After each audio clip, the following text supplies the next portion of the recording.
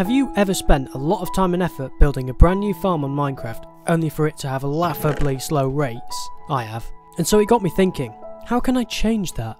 And that very question led me on a journey of danger and discovery, venturing the Minecraft lands to find the ultimate solution.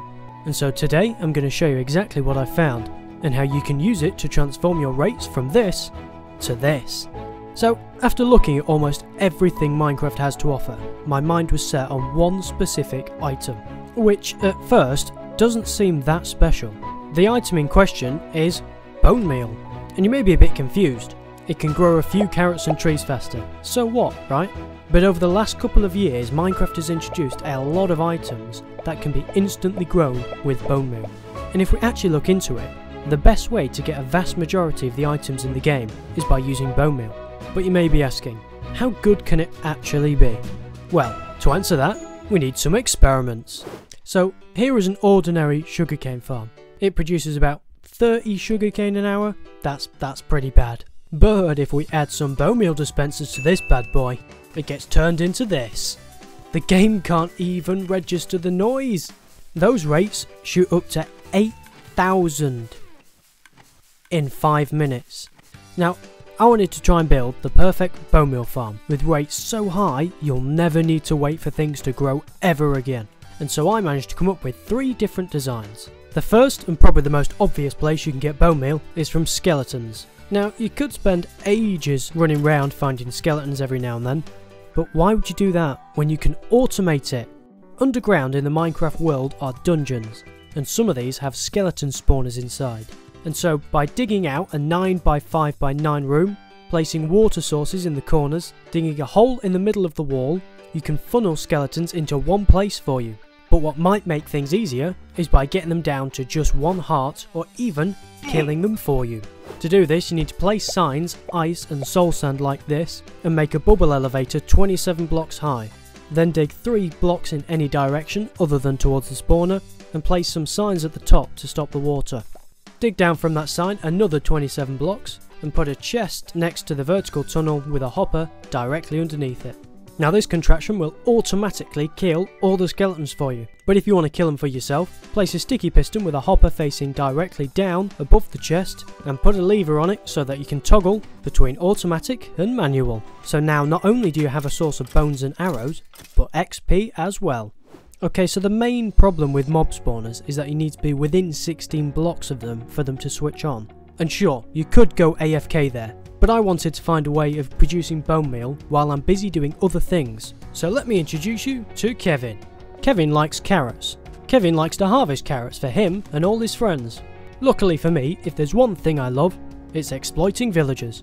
That came across really bad, didn't it? And so if we put Kevin and his friends in little chambers, we can catch the carrots as they throw them to their friend in the middle, turning it into the prized Bonemeal we need. If we build 4 9x9 dirt squares, overlapping 7 blocks in, we can have 4 separate crop fields. And so if we split them off, putting 4 villagers and composters in them, making sure the villagers are linked to the composters they're next to, then we can hoe the field and let the villagers harvest whatever crops we want to grow. We also want 2 beds per villager. If we have a villager in the centre, with a hopper, fence and trapdoor like so, we can actually steal the crops. You see, because of the higher number of beds than villagers, the villagers will have a rather large urge to repopulate.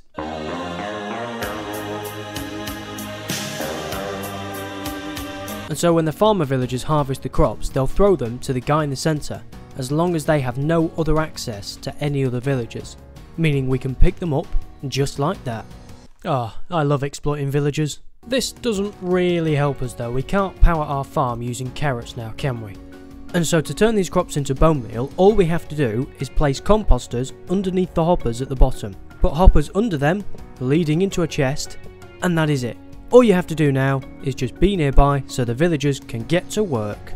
Now, this farm has potential to be expanded, and while it may seem tempting to speed up the farming process by having more villagers per compartment, don't. The villagers will just throw carrots to each other rather than the guy in the middle, and so your rates will just end up going right down. But rather than build more of these next to each other to get better rates, I had one more card up my sleeve which I was certain was going to be the end of all Bonemeal farms. The farm that ran all your other farms. The one which had enough power to get a rocket to the moon. Okay, fine, maybe not that last one. Luckily for us, 1.17 introduced us to moss, a block that spread over stone when bonemealed. This means that if we use a stone generator, we can get a continuous source of moss and all the variants of it without needing to wait a long period of time. And if we pop all these things in a composter, oh yes, we get bonemeal. So for this farm, you're going to first want to build the bonemealing mechanism. To do that, just place a dispenser facing upwards into a moss block. Then you want to build out 2 L shapes coming out the side. Build up 2 blocks across here, 1 above that, 1 out there, and 1 on the bottom layer. So then you want to add in all the repeaters, so you want 2 on this side going into this dispenser, 2 on the other side, and 2 going in and out of this block. So then you want to place redstone dust on all the blocks that don't have anything on. From there you just want to set these 4 repeaters to 4 ticks. So then that's the timing system completely done.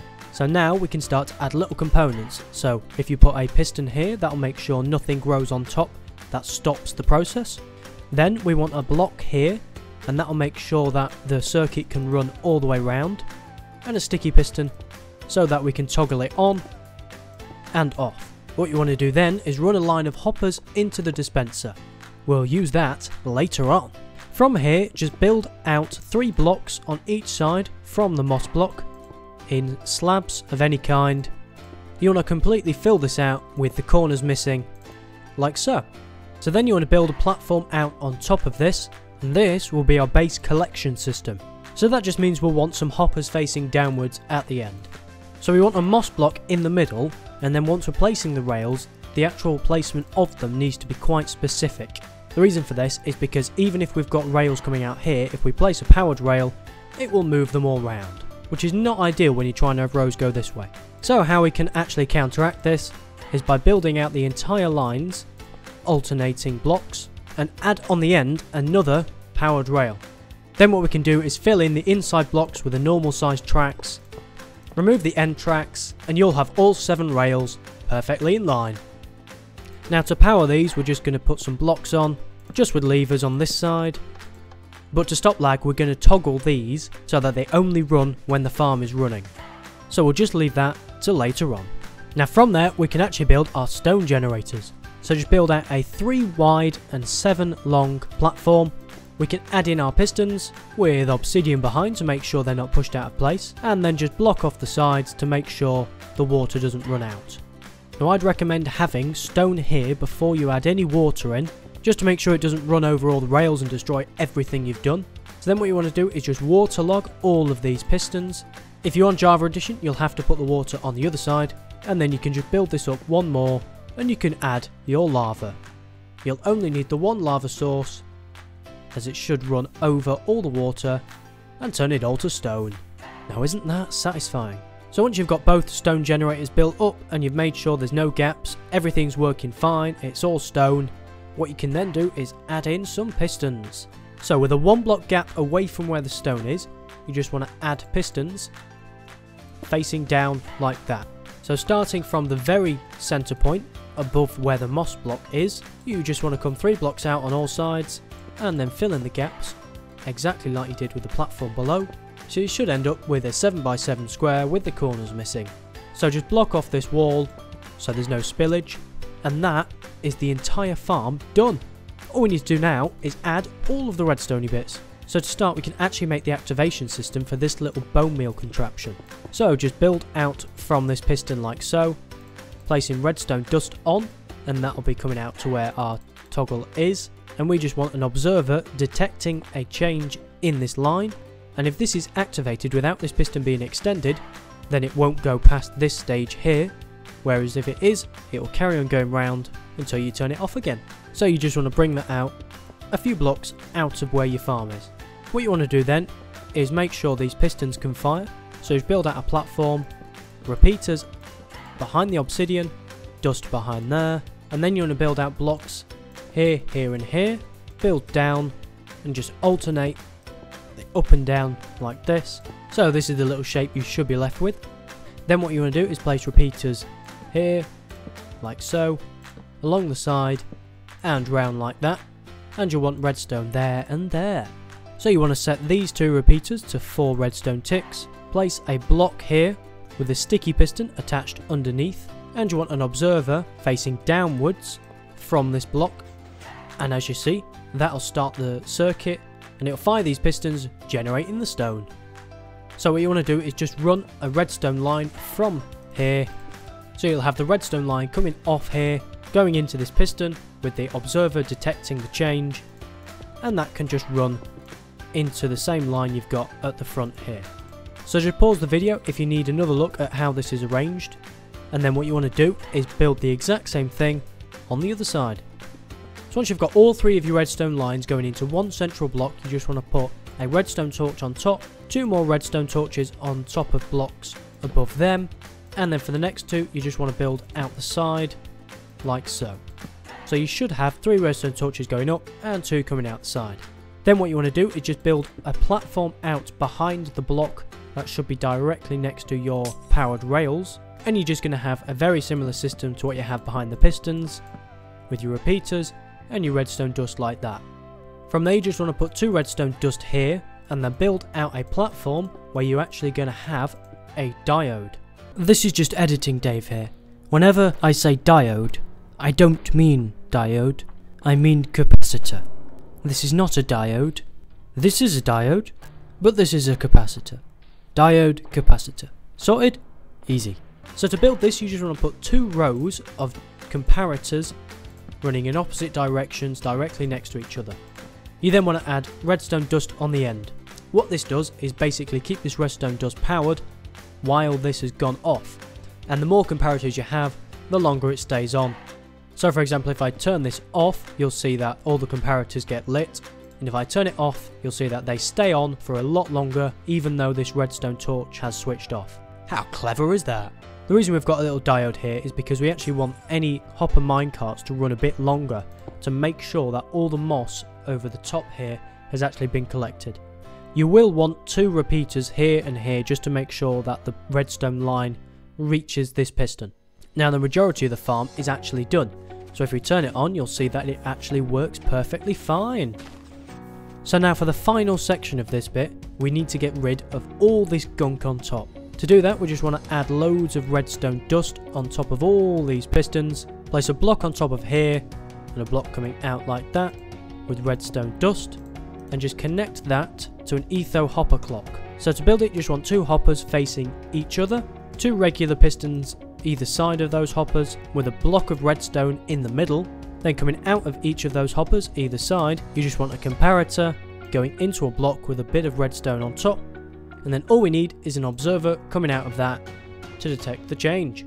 You just want to put 4 stackable items inside the clock, and how this works is basically when there's items in here, the comparator detects it so the piston fires to the other side, and just to turn it off and on, if this is powered then the clock can't move.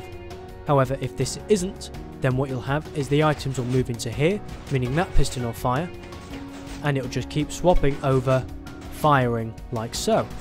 So look, all the items move in and then the items move back and they move in, and that will continue on forever.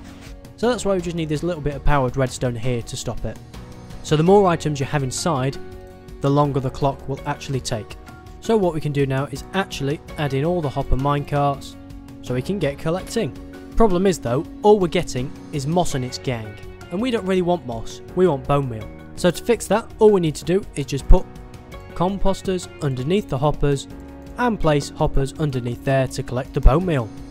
Now we want 3 or 4 of these hoppers to connect up to this system here, and that'll just make sure that we don't end up running out of bone meal while the farm is on. So that way you can actually just leave this farm running as long as you want and it will renew itself. Fully self-sufficient.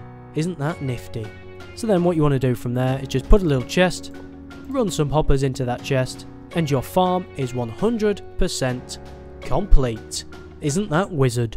So with the turn of the lever, this super complex farm starts running, and oh, it is just so satisfying to watch. So when I set out in this video, I wanted to make the most efficient bone meal farm I could, and by the end I knew exactly which one I thought would take top spot. But when I actually reviewed all three, the results were nothing like I expected. The villager farm was by far the slowest, producing on average around 769 bone meal an hour. The benefit to this farm though is that it can be on at all times, unlike the other two. And so if it was built somewhere that you spend a lot of time, it would probably actually end up producing more bone meal without having to actually wait by it. The second highest actually produced by far the most bone meal. My moss farm produced well over 3,500 bone meal per hour. The problem was though, because the farm uses bone meal, half of that production is used to produce the moss, and so the final value in second place is around 1,800 bone meal per hour. And so then there was one. The simplest of all the designs, the easiest to make, but by far the most efficient one is the skeleton mob spawner. By turning it into an AFK farm, you can get 2,800 bone meal per hour, which puts it ahead of both the villager and moss farm combined. I was genuinely shocked when I realised this, and so I headed right onto my survival world to make one.